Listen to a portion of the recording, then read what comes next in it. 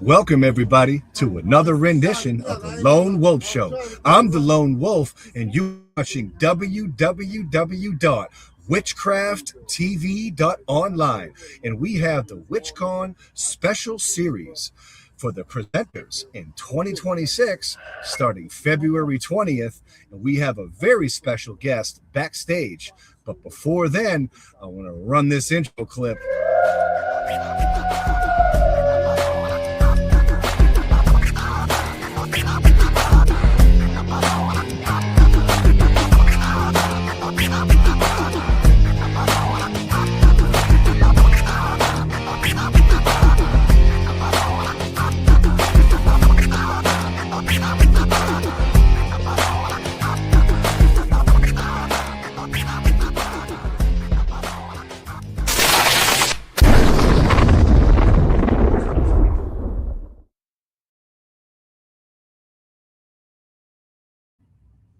Kara, Tully, everybody. I heard a rumor that you were going to be on WitchCon. Is that true? That's true, and here I am. So tell me, what are you going to be presenting at WitchCon this year? Well, at WitchCon this year, I am doing a class called The Minoan Snake Goddess and Altered States of Consciousness. And what that's about is, so the Minoans are the Bronze Age people from the island of Crete in the Aegean Sea. And a lot of pagans have interpreted the Minoans based on quite an early 20th century archaeological interpretation as this sort of feminist goddess worshipping paradise. So I'm going to be looking at that. I'm going to be looking at the history of how the Minoans have been interpreted by pagans, and I'm going to look at how the Minoans have been interpreted by more recent archaeologists. And so I'm going to show a lot of, images, sculptures, and these sort of little tiny artworks, because a lot of the evidence for the Minoans is tiny weeny artworks. And then I'm going to explain how the Minoans might have done their religion. And then if there's time, we will do some exercises in that style. So that so I describe their religion as shamanic. I'm not saying they were shamans, but they were like shamans. So we're going to look at altered states of consciousness and the types of altered states of consciousness they might have used, whether with drugs, without drugs, and things like that. I'm not going to be telling people in the class to take drugs. It's a drug-free class, but I will explain that, when we get to it. So you've been involved in modern pagan witchcraft since 1985, and you've also been involved as an archaeologist. What came first, your passion for the craft or archaeology? Okay, yeah. So I didn't get into archaeology till the sort of from about 2004. So I was a pagan for many years before that. And the reason I got into archaeology was two things. It was the publication of Professor Ronald Hutton's book, Triumph of the Moon. And it was also, I discovered pagan reconstructionism on the Yahoo group email lists back in the early 2000s. And so pagan reconstructionism is the attempt to practice pagan religions, say Greek, Roman, Norse, Egyptian, by using the textual and archaeological and visual evidence available.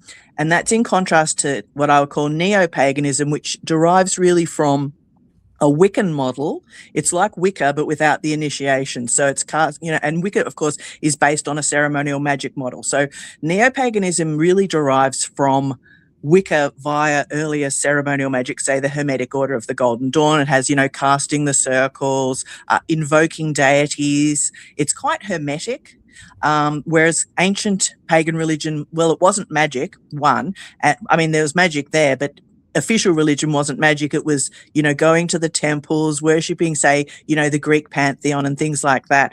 So I was interested in, so Ronald Hutton, first his investigation into British Wicca, which of course at the time caused a big stir because people thought, oh no, he's trying to ruin this for us because he's investigating us. And a lot of people couldn't handle a historian looking at neo-paganism or neo-pagan witchcraft. And what he did was, I guess, before he did that book, we were all relying on histories from our senior members in paganism. And sometimes those histories were correct and sometimes they weren't. And of course, you can have mythical histories as well, and not everything can be historically documented. But Ronald Hutton, as a historian, he was looking at what is the evidence for these particular claims about the history of modern witchcraft. And that upset quite a few people because sometimes he found that those histories weren't correct. Sometimes he found they were. So I became interested in that because I too had been relying on senior members in senior pagans and witches and occultists that I knew. So I was interested to see what a historian who, was in the academic world had to say about that and compare it with what my, the people I knew had told me. And then with the archaeology, so with the pagan reconstructionism, I just kind of accidentally ended up going to, because I live quite near Melbourne Uni, I just started to do one subject per semester from 2004. And then I just did it for so long. Eventually I got a PhD in Aegean archaeology, which is basically the Minoans. And so, yeah, so basically that's a long answer to your question, which is which came first? Neo-paganism, magic, witchcraft came first, and then I went to academia, frankly, to learn more about it, to just learn, and it's particularly to learn about it from people who weren't pagans themselves, although, Ronald Hutton is of a pagan sensibility, but at Melbourne Uni, there's no pagans, they're not interested in paganism, they didn't really know anything about it, so they had no sort of agenda in regards to being devoted to a particular history that supported their identity or anything. Yeah, so basically I just wanted to do that and learn more about it. And because the thing is with me, sorry, I'm just rambling on and on, but the thing is with me, my introduction to paganism and magic and witchcraft was always involved with a lot of study. So the person that introduced me, who is now deceased, David Matichek, he was a big book person, so very mercurial. The Egyptian god Thoth is like my patron deity because I love to research. And people have said to me, oh, I'd rather practice than research, but can't you do both? I mean, reading a book doesn't mean you can't do anything. Speaking of which, I must say, in recent years, when I was doing a workshop at a shop I used to work at called Muses of Mystery, one of the girls in the workshop that I was giving, she goes, oh, it's too hard. She goes, whenever I'm reading a book about witchcraft, when it gets to the point that I have to do anything, I just start another book. And I'm like, what? And I thought, oh my God. So she didn't even want to do anything, but I'm saying study and practice are not, they don't have to be mutually exclusive. And also because with, witchcraft and paganism, a lot of people, they teach themselves. So sometimes you might go into a group, a coven, and be taught, but you'll probably do some homework yourself as well. And if you're not in a group situation, you are totally usually self-teaching yourself, unless you're doing, I guess these days you can do all sorts of courses on the internet and stuff like that. But usually pagans do their own research. So it's not like research is not involved in contemporary paganism or it's, weird or alien.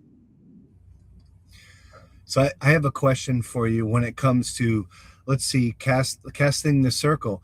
And discernment says that when we cast a circle, like there's different correspondences that exist, like north is for the earth and south is fire and these things. And I know historically in Mesopotamia that's where things were. Well, the mountains were north, so that's where the earth element was and things.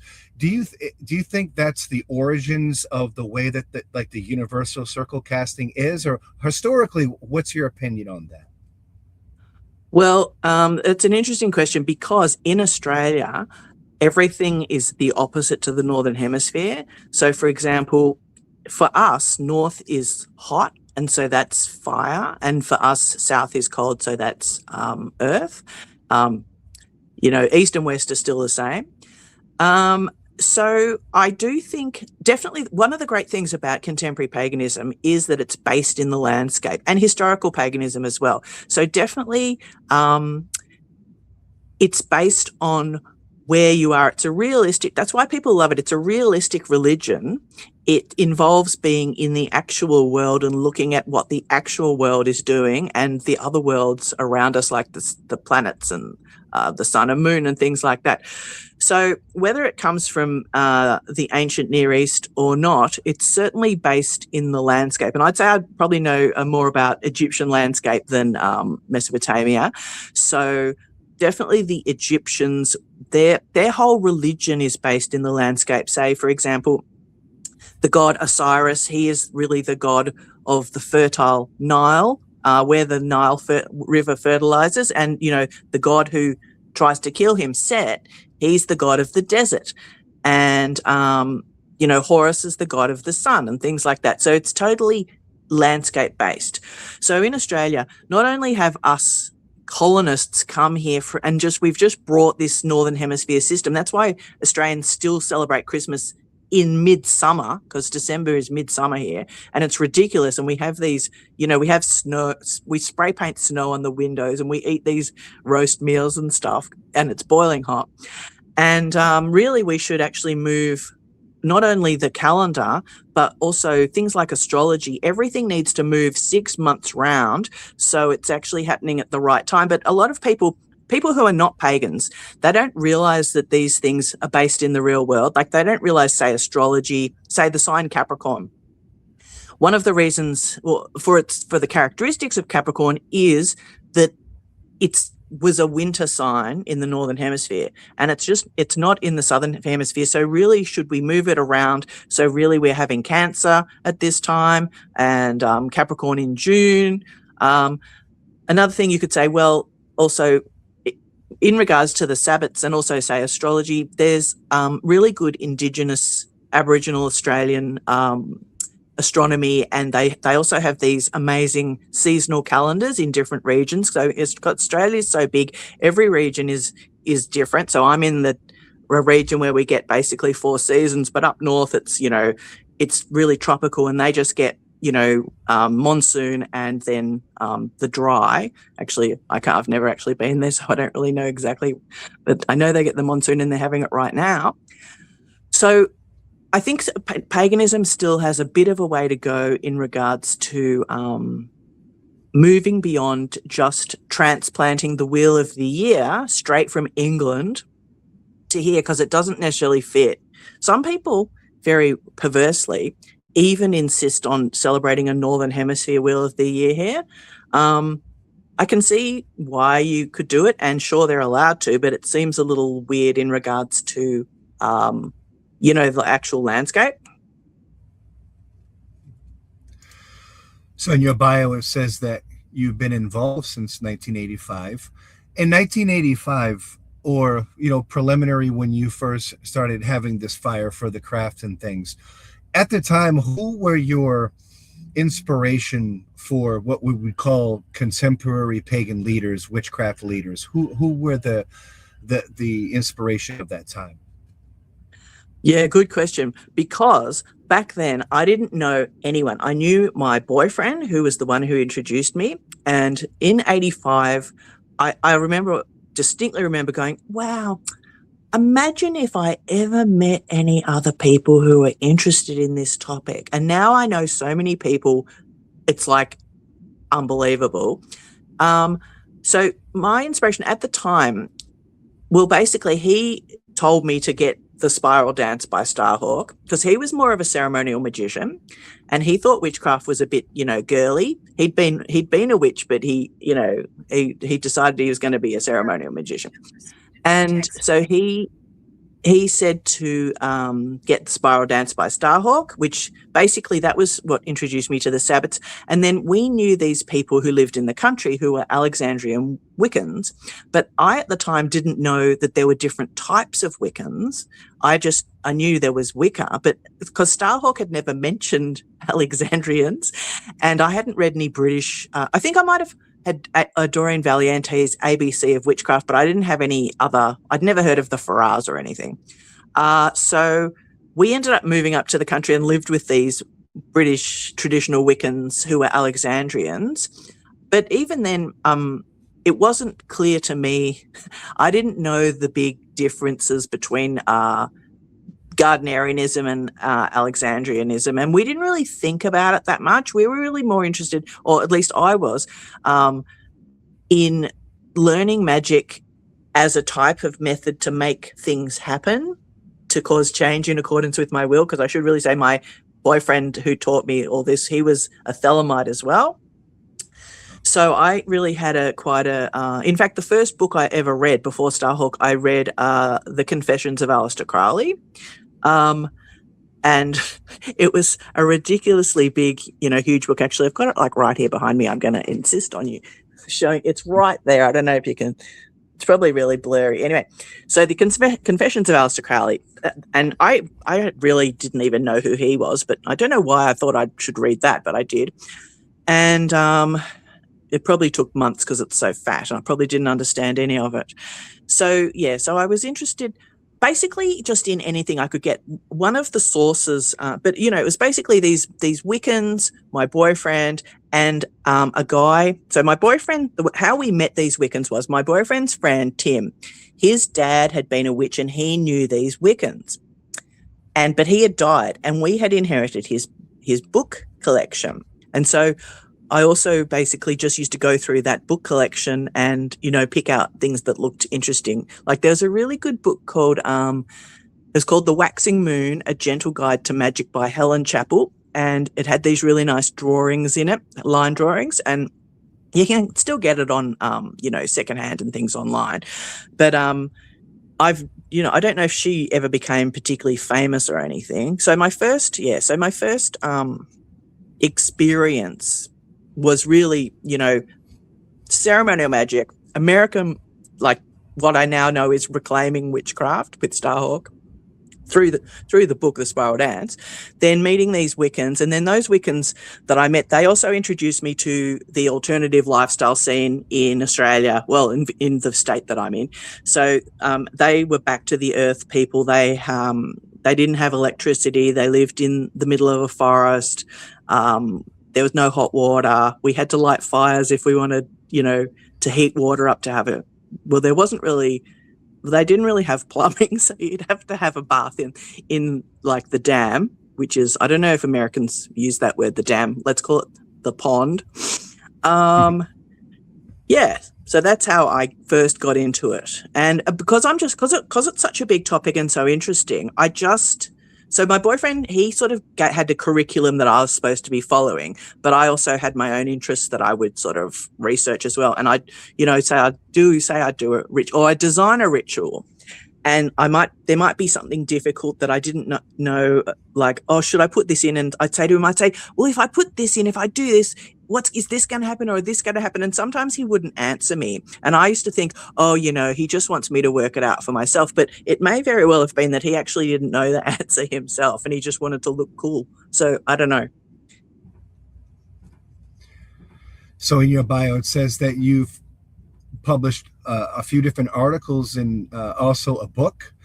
Can you tell me about the first publication that you were published in, and then talk about your book and how our viewers would probably love to know where to get your book, probably Amazon. Can you talk about that? Yep. So the first pagan publication I was ever in was called a magazine called Shadow Play, which was founded by Bill Beattie and Rhea. I'm not sure what her name was at the time. I think it was Rhea Loader. And they lived in Sydney, and they come from the fairy tradition. So a fairy priestess from America came to Australia in the 80s. And so they kind of studied with her. That was Valerie Voigt. So they had this magazine called Shadow Play, and so you'd write this article in pen on paper, and then you would mail it up to them, because I couldn't type or anything, and then they would type it up. And then Shadow Play did end up becoming a website for a lot of years, and it's actually just been revamped by Ria. She just told me recently. So Shadow Play is where I first got published, and that was in about 1986, and that was when I was living in the country, being a back to the earth hippie. And then, I kept writing for years and years. I really wanted to learn. I've always written for pagan publications, and I tried to write for as many as possible. And of course, now the paper pagan publications aren't as, don't exist as much as they used to, because of the boom in the internet. And there's a lot of young people who have probably never heard of any of these publications. Eventually, when I went to university, I had to learn how to do academic writing, which is really hard. It's still pretty hard. And my book, the book that I'm talking about in my bio, that is actually my PhD research. And because it's published by an academic publisher, it's quite expensive, but you can get a lot of free sort of segments of the book from my academia edu page. But also you can get the book in as a PDF if you have access to a university library. But a lot of people probably won't. But I can. Oh, that's a weird noise. I can get it in PDF form for people. So that would be for free, because it's expensive as an actual hard copy book. I've edited a couple of other academic books. Again, they're expensive, but I have 2 books in press with Theon Publishing in Munich, and they are going to be for an occult audience, and they will be, well, one of them at least will be coming out. I think it's the second book that Theon is putting out this year, and that's called The Night Queen. And that's a little bit related to my presentation for witchcraft, for WitchCon, because what that is, it's about going within into your own self and using that as a resource, your ability to visualize or imagine or dream or trance, using that as a resource for finding or connecting with a historical tradition of witchcraft. So it's a little bit complicated. I'd have to explain it quite a bit to explain that better. But that's going to come out this year. So again, it's not really telling people exactly what to do, but it gives it sets up these kind of visualizations based on a historical European form of what we could call shamanic or traditional witchcraft. That's got a lot of it happens in the imagination and in, say, on the astral plane and things like that. And it helps you to try and do that and see how. And because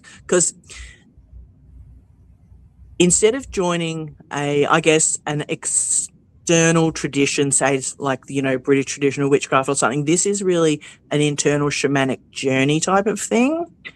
So yeah. So in the mid 80s, from modern times, as you've walked your path of magic, of the craft, of paganism, what has been your most significant awakening or life lesson that you've learned since you've been on your path? Well, I think the thing is with Thelema is very starry. So the whole I think Thelema has really got me into astronomy because, of course, pagan religions are about things that are real, like the earth or the sky. So I'm very into astronomy, and astronomy is that's the universe. That's the body of Nuit, the goddess, the Thelemic goddess. And so that, I guess I see what I call, witchcraft, and I use that term quite generally to mean magic working. I see witchcraft as having a mystical aspect where you're trying to relate and understand the universe as best as possible, and also a power aspect on the earth where you try and get things done the way you would like to do them through magic in whatever technique or tradition you're using. So I guess I'd say probably the mystical sort of relationship with the universe is very important to me. And I'm always trying, back on Earth, I'm always trying different techniques to try and, what's the best magical technique? Is this the best? Or can I, do this? Or how much effort do I need to put in? Do I need to do a really elaborate ritual, or can I do a much more abbreviated ritual, or can I just try and use mind power and, just try and make things happen with my mind? I think also studying magic and the universe, it shows you how much you don't know, and I think it can be it can produce confidence, but it can also make you feel quite dizzy because of the enormity of the universe. And yeah, I just watched a really good documentary with, that British, I think he's some sort of like an astrophysicist, Brian Cox, and he's such a good explainer of, astronomy and the universe. And even the film, Stanley Kubrick's film 2001, that's also quite a holy experience if you're very into, the body of Nuit, the goddess. Yeah. So what else? Magic also has a lot of self-analysis, and I think that's difficult. It's always difficult to analyze yourself because you tend to want to think good things about yourself, or then you'll be like overcritical and it was, you went out of control the other way. And I think I'm with magic also, you're never finished. There's so much to do. While you can achieve certain things and you can find out certain things and experience certain things, there's still, a lot more to do. When it comes to books like Agrippa's 3 Books of Occult Philosophy and Israel Regardie's book, The Golden Dawn, that he published, which one of those publications do you think has more of an impact on contemporary witchcraft, Agrippa or the Golden Dawn magical tradition? Well, I'm a lot more familiar with the Golden Dawn tradition than Agrippa. I have had to look at Agrippa a little bit because of this particular exhibition that I've curated, which involves an artist called Barry William Hale, who's much more expert than me on that sort of thing. I don't know how much influence Agrippa would have had on contemporary occultism. Certainly he would have influenced the Golden Dawn itself. I think from my research, which may be right, may be wrong, from my research, it seems to me the Golden Dawn was so influential. The Golden Dawn is really the reason that we are all here now doing magic. Although there was a Renaissance magical tradition, that's a long time ago. Not obviously not as long ago as, the ancient world, but it's quite a long time ago. The Golden Dawn, the order of the Golden Dawn, and then, the publication of the Golden Dawn rituals and curriculum is much more recent. And I believe that that has really been the influence on the rise of modern witchcraft and paganism, and possibly the boom in, it influenced the OTO as well. Of course, Crowley, he was in the Golden Dawn zone, and he's been a big influence. So I would probably have to say the Golden Dawn Israel Regardie publication has been more influential, in my opinion, but that might be wrong. And we're getting at the bottom of the interview, but my last question I want to ask is, particularly a new seeker or of the craft, contemporary witchcraft, that is fascinated with the archaeological and academic approaches of the craft, what would be your advice to a younger seeker? What should they do? What would be your advice to them on their path if they're just starting out in their curiosities with modern day contemporary witchcraft in conjunction with archaeology, and a similar path that you walk, what would be your path? What would Yeah. be your advice to your younger self? There we go. Mm. My advice to my younger self. Ooh. Let's see. Well, I didn't care that much about archaeology back then, and I didn't even know about it. So, but I would look at basically if I was going to start off the book in Witchcraft Today. God, there's just so many books now. I'd probably advise someone to get a pretty basic-ish how-to book, of which there are many, many, many, many, many. And then there are, you could look at, say, particular deities that are, worked with in that book. Of course, it's a different story if they're going to go and join a group. Then they'll get taught from there, but I'm sure there'll still be books involved. So whether you go to someone's video course online, if you go to like real people and go and have classes, or if you just go to Amazon and purchase books, certainly. So read that, start practicing the exercises recommended in the book or by your teacher. And then when they talk about anything that may have an ancient precedent, say god names or angelic forces or planetary, anything like that, there's certainly gods. You can easily follow those up with research and say, for example, the Greek goddess Hecate, who a lot of people call Hecate. Anyway, Hecate, she's really she's super popular at the moment, and a lot of people will go to recent books about her. But what else you can do is you can go beyond those books and go back to ancient sources. So, for example, she's not a Greek goddess, but she's mentioned in Greek literature. So she's in Hesiod's Theogony. She's in the Homeric hymn to Demeter.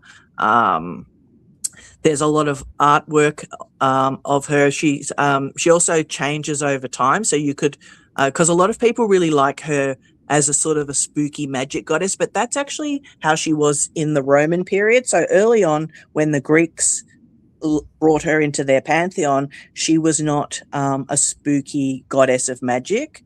That's really a different period. So I think to an extent, sometimes archaeology and looking at the ancient world, or even interrogating any aspect of contemporary magic, can be destabilizing, because you often want something to just believe. You want to go, I just want to believe this. I don't want to have to think about it. I don't want to have to keep troubling my mind, realizing that there's more that I have to find out.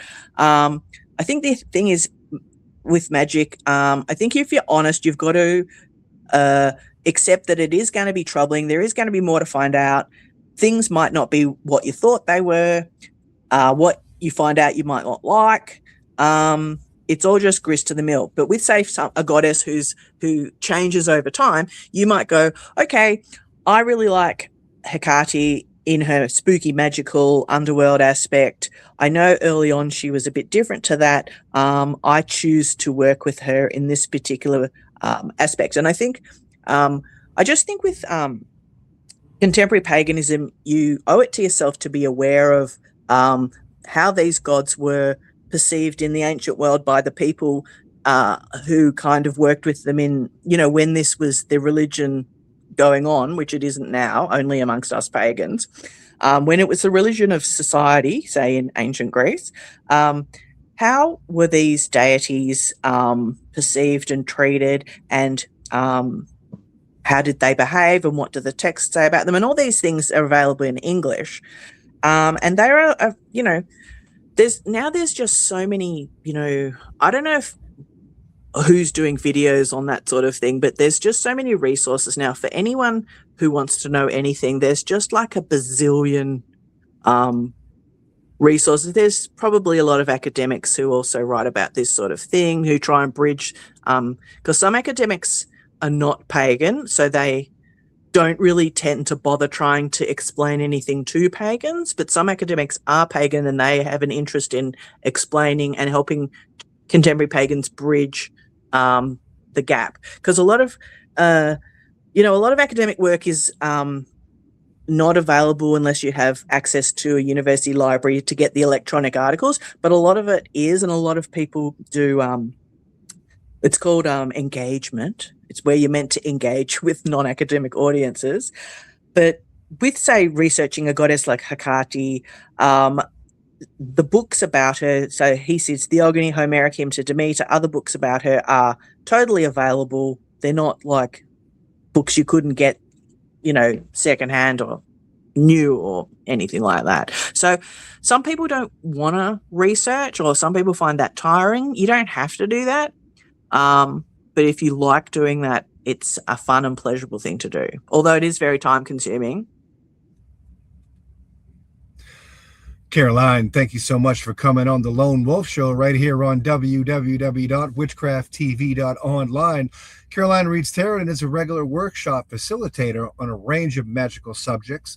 Visit Caroline Tully online at necropolisnow.blogspot.com and make sure you sign up for her WitchCon presentation on witchcon.com. Thank you so much for coming on the show, in a wonderful evening or morning to you in Australia, and a wonderful evening to our viewers in the United States. Thank you so much. Blessed be, Mary Part, and I'll see you at WitchCon. Thank you.